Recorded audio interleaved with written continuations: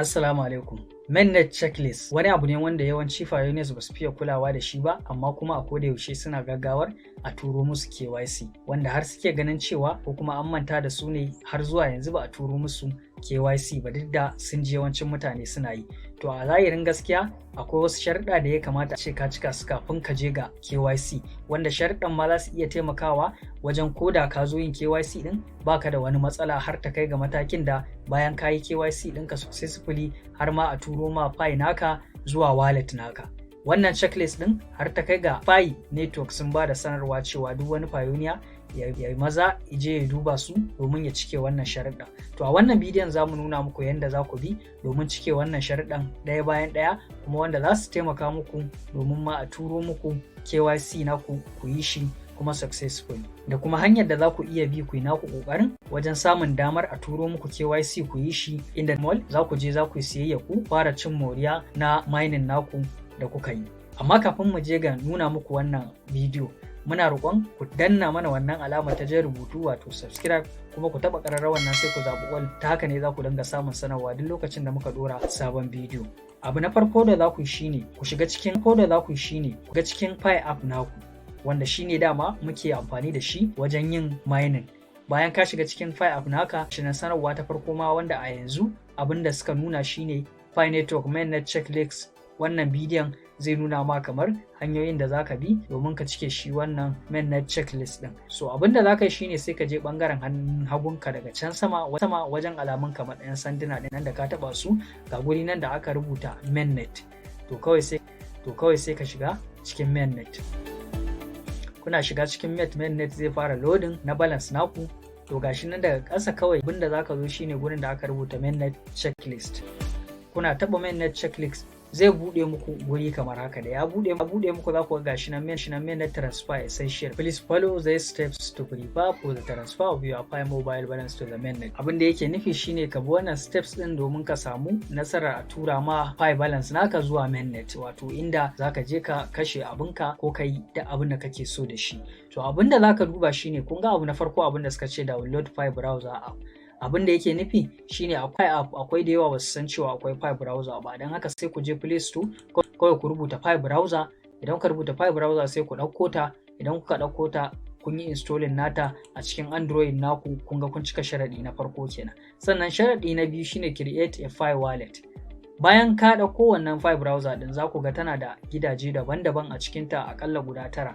So da kun je akwai guri da aka rubuta wallet za ku creating wallet, wato kamar yadda kuke yin creating shauran wallet irin Trust wallet ko shauransu dai, duk wannan ba wani mai wahala musamman ga pioneers ba. Sannan sharaɗi na uku shine confirm your Pi wallet. Bayan ka yi creating ita wannan wallet ɗin naka, sai ka zo nan gurin, kana zuwa za ka taɓa confirm your Pi wallet. Idan ka taɓa gurin confirm your Pi wallet zai kai ka direct zuwa ita wannan Pi browser ɗin naka, kuma gurin wallet naka.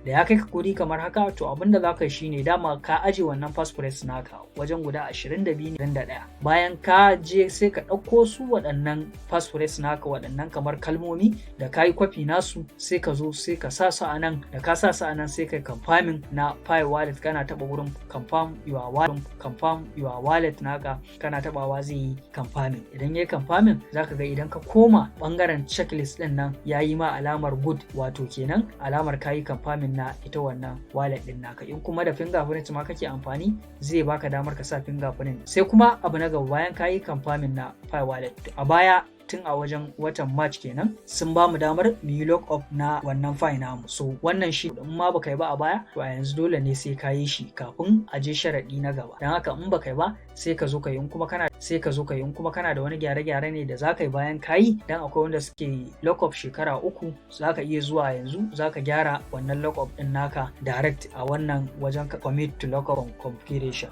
So sai kuma abu na gaba shine submit your KYC application. KYC application ba kai kake da damar kai submitting nashi ba tare da an gayyace ka ba a yanzu. Dan haka wannan kun ga zai ba ku dama ku samu nasara wajen sharadi na gaba kawai da ya cike muku. Abin da kuke jira shine wannan KYC nasa, wanda kuma a watan August din nan ana sa ran akwai mass KYC da zai fito, wanda KYC din har wanda ma ya zama referral naka zai iya gayyatar ka direct ka je ka yi KYC. Kun ga kenan abin zai yawaita sosai, duk wani ba wani abin tashin hankali bane amma ga waɗanda musamman suke sauri so zaka iya bin kuma wata hanya ta daban. Idan ka koma cikin Play Store naka za ku ga yanzu ana updating na Pi app. Dan haka kawai abinda zaka yi a cikin Play Store naka ko kuma App Store ga masu iPhone kenan, sai ka je wajen searching na apps sai ka rubuta Pi app kamar yadda a yanzu muke rubutawa. Da ka rubuta sai kai searching zai kawo ka, za ku ga Pi network shi wannan application din naka. Da ya kawo ka sai ka taba gurin da aka rubuta app. Da ka taba gurin da aka rubuta update zai kuma updating. Da yayi updating, gurin updating zai juya zuwa open. So da kayi open na shi wannan Pi app naka sai ka zo zai kai ka direct zuwa cikin normal app naka da kake yin mining. Sai ka je bangaren hannun hagunka daga can sama, da ka taba shi zai kawo ka guri kamar haka.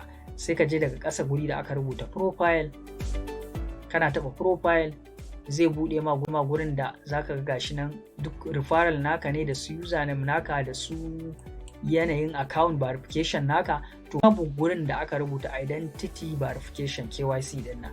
So amma bayan an yi updating na application, shine amfanin updating na shi wannan Pi app da kai, zaka ga identity verification.